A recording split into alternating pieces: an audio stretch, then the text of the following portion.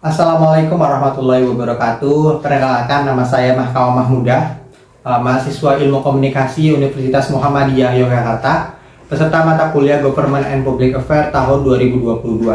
Nah, pada kesempatan kali ini, saya akan menjelaskan tiga pokok pembahasan. Yang pertama adalah komunikasi publik pemerintah, yang kedua adalah pengelolaan media internal pemerintah, dan yang ketiga adalah media relation pemerintah. Nah, memasuki penjelasan yang pertama atau topik pembahasan kita yang pertama, yaitu adalah komunikasi publik pemerintah. Nah, komunikasi pemerintahan merupakan komunikasi antar manusia atau yang biasa kita sebut dengan human communication.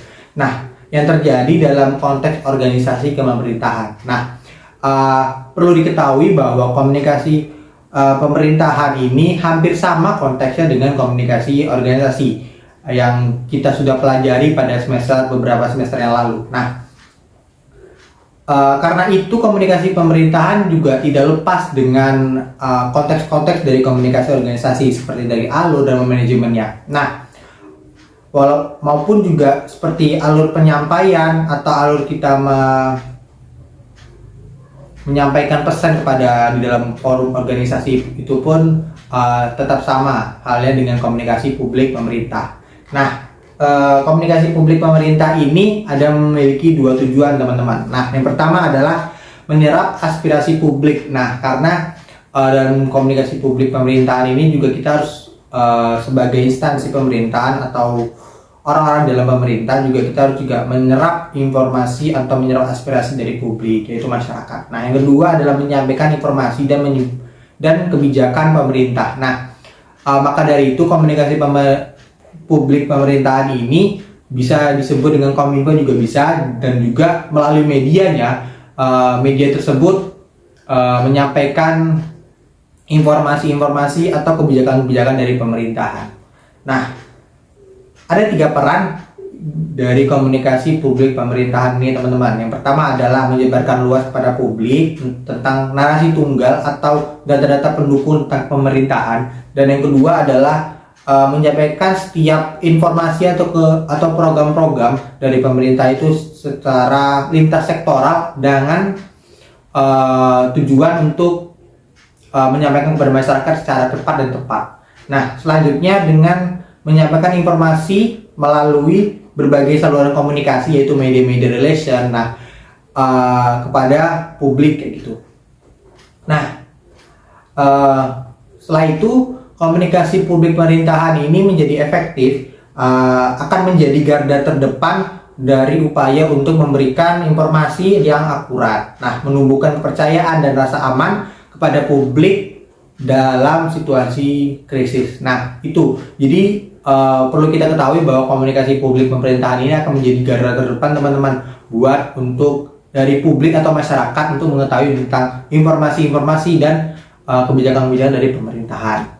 Nah, selanjutnya kita akan membahas tentang pengelolaan media internal pemerintahan.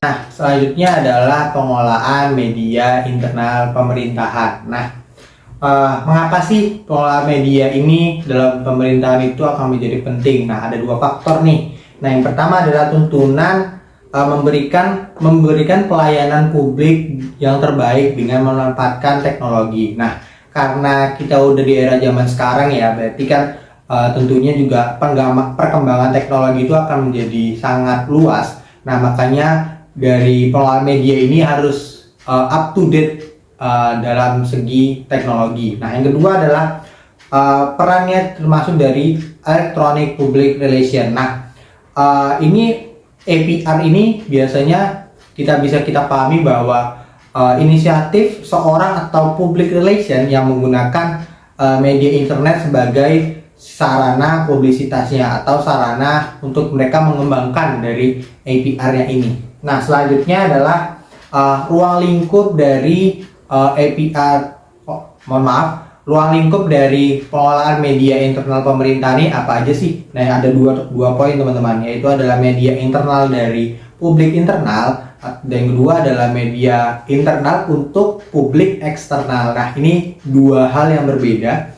Nah, selanjutnya juga ada mengapa sih pemerintahan itu harus media sosial atau harus menggunakan media sosial. Nah, yang pertama adalah media sosial ini didesain untuk menjaga dan meningkatkan reputasi. Ya, itu ya kita tahu teman-teman, dari pemerintahan itu harus juga meningkatkan reputasi dalam untuk menggunakan media sosial. Yang kedua adalah media sosial ini juga bisa disebut tentang media yang interaktif, atau misalnya tentang bagaimana sih kita menyampaikan informasi seperti itu. Nah, dan juga yang ketiga adalah media sosial itu adalah tentang dokumentasi online atau arsip-arsip dokumentasi atau informasi-informasi disampaikan tentang berkegiatan atau program-program dari pemerintahan itu bisa terarsipkan melalui media sosial.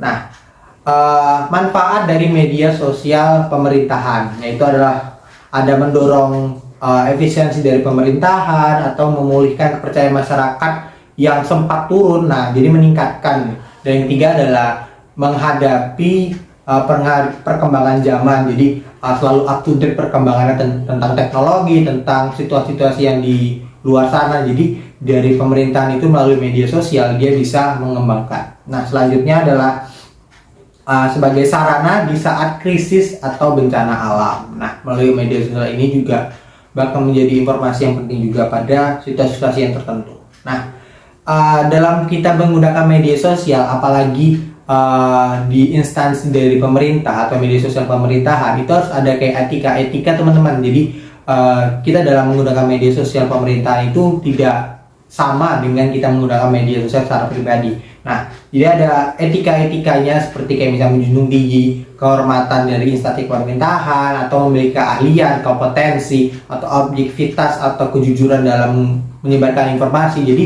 kita dalam menggunakan media sosial pemerintahan ini harus mempunyai etika-etika. Nah, seperti yang kita tahu bahwa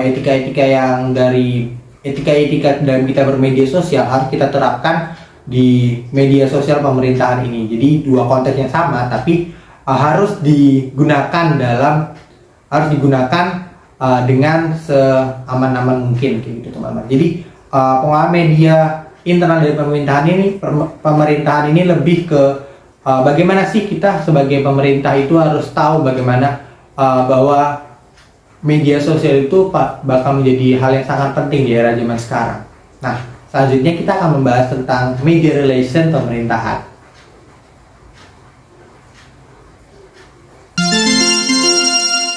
Pembahasan selanjutnya yaitu adalah media relation pemerintahan. Nah, perlu kita ketahui bahwa media relation itu adalah dapat digambarkan dengan seseorang atau yang berinteraksi yang dibangun dalam perusahaan dengan orang-orang yang bekerja di dalam media. Nah, media tersebut bisa media massa, media sosial, atau media-media lainnya. Nah, kita sekarang membahas tentang media relation dalam pemerintahan. Nah,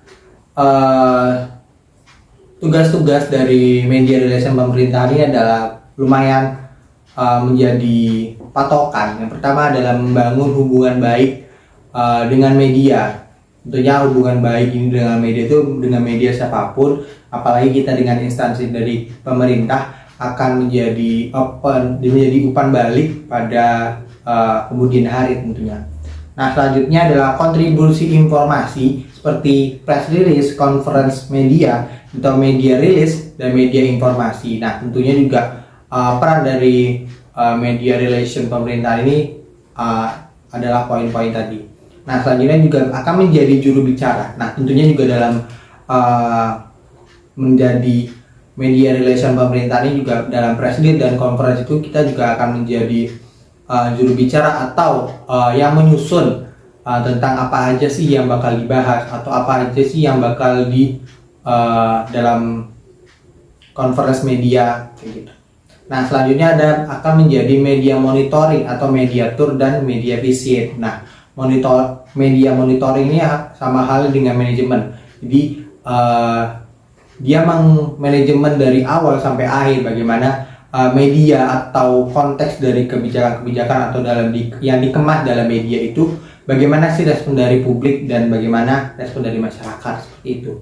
Nah, Perlu kita ketahui bahwa media relation pemerintahan ini akan menjadi penting, dan tiga pokok pembahasan kita dari awal tadi juga adalah hal-hal yang sangat penting yang kita pelajari dalam Government and Public Affairs ini, dengan materinya itu adalah komunikasi publik pemerintahan, dan yang kedua adalah pengelolaan media internal pemerintahan, dan yang ketiga adalah media relation pemerintahan. Nah, tiga hal ini akan menjadi penting dan akan bisa menjadi bekal kita di kemudian hari dalam kita sebagai seorang public relation di kampus kita Universitas Muhammadiyah Yogyakarta.